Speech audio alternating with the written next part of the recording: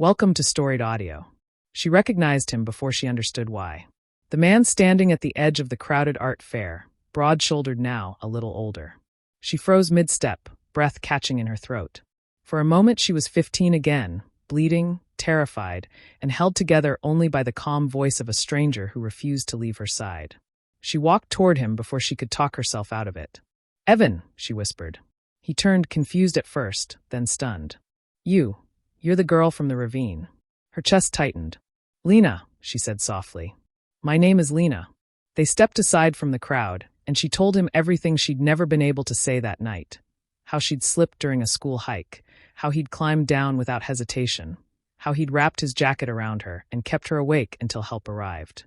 How she'd looked for him afterward, searched news articles, even checked hospital records, but he had vanished like a ghost. He swallowed hard. "I didn't want attention. I just wanted you to be okay." As they talked, she noticed something in his expression, something heavy.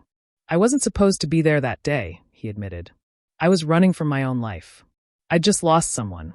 I didn't think I mattered much to anyone anymore." Her heart cracked. "You mattered to me." He shook his head. "You helped me too. Pulling you out of that ravine. It reminded me I still had a purpose." She felt tears rise. For years she'd imagined him as a hero. She never imagined he'd been hurting too. They walked along the quiet street as the fair lights dimmed behind them. She finally said the words that had lived in her chest for a decade. "I never stopped thinking about you. Not once. Every birthday, every milestone.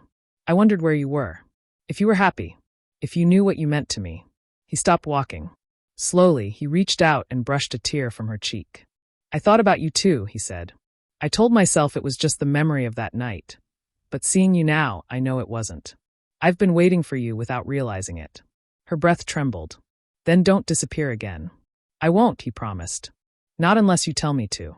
She stepped into him, resting her forehead against his. "I've spent 10 years wishing I could thank you. But what I really want is to know you. The real you. The man who stayed with a scared girl until help came. The man who still looks at me like I matter." He cupped her face gently. "You do. You always did." Their first kiss wasn't rushed or desperate. It was slow, warm, and full of all the years they'd lost. When they finally pulled apart, she laughed through her tears. "Funny," she said. "You saved me once.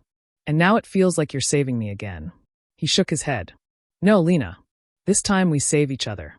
And under the soft glow of streetlights, with the night settling around them like a promise, they walked forward together. Two people who had found each other once by accident, and again by fate. Subscribe for more audio stories.